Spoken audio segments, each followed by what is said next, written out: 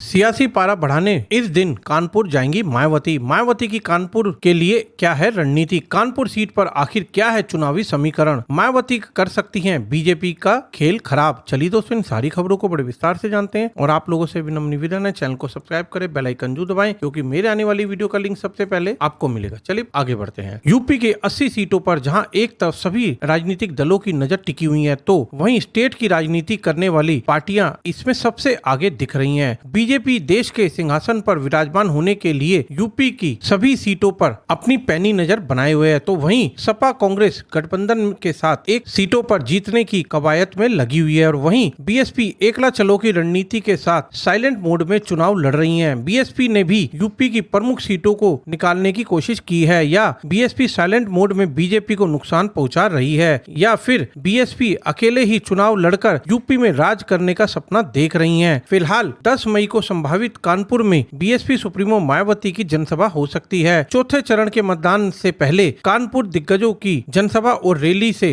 Hot होता जा रहा है, क्योंकि औद्योगिक राजधानी होने के बावजूद भी साथ साथ कानपुर सीट कई बड़े नेताओं की जननी भी है। ऐसे में 4 मई को पीएम मोदी कानपुर में बड़ा रोड शो करने वाले हैं, तो वहीं गठबंधन के प्रत्याशी आलोक मिश्रा को राहुल गांधी और अखिलेश की संयुक्त रैली का हुए प्रस्ताव पर भेजा गया है और वहीं अब बीएसपी सुप्रीमो मायावती भी एक बड़ी जनसभा कानपुर में करने की संभावना जताई जा रही है। कानपुर और अकबरपुर सीट पर बीएसपी पिछले चुनाव में अच्छे प्रदर्शन कर चुकी है, जिसके चलते बीएसपी ने कानपुर पर कुलदीप भदौरिया और अकबरपुर सीट पर राजेश द्विवेदी को मैदान में उतारा है। हालांकि राजनीति के जानकारों की माने तो बीएसपी अकेले चुनाव लड़ने के सहारे कहीं न कहीं बीजेपी को नुकसान पहुंचा रही है, क्योंकि जातिवार प्रत्याशियों को उतारकर बीएसपी बीजेपी की गेम को खराब करना चाह रही है। वहीं अब मायावती की कानपुर में होने वाली संभावित जनसभा दलित ओबीसी पिछड़ों को साधने की कवायद कर सकती है। बीजेपी को अक्सर ब्राह्मण, क्षत्रिय और सवर्ण के वोटों के लिए माना जाता है, तो वहीं कांग्रेस, सपा और बीएसपी को मुस्लिम, एससी, ओबीसी, दलित वोट बैंकों के लिए राजनीति का हिस्सा बताया जाता है। ऐसे में कानपुर सीट पर बीजेपी ने ब्राह्मण गठबंधन में ब्राह्मण कैंडिडेट को उतारा है। बीएसपी ने भी क्षत्रिय कैंडिडेट को उतारकर वोटों की सेंधमारी का प्लान तैयार कर रखा है, क्योंकि बीएसपी प्रत्याशी क्षत्रिय वोटों के साथ स्वर्ण वोटों पर भी काम कर रहा है। वहीं बीजेपी को मिलने वाले ये स्वर्ण वोट बैंक में कटौती हो सकती है। इसके साथ ही दलित वोट भी कुछ बीएसपी के साथ जा सकता है, जिससे बीजेपी को भारी नुकसान उठाना भी पड़ सकता है।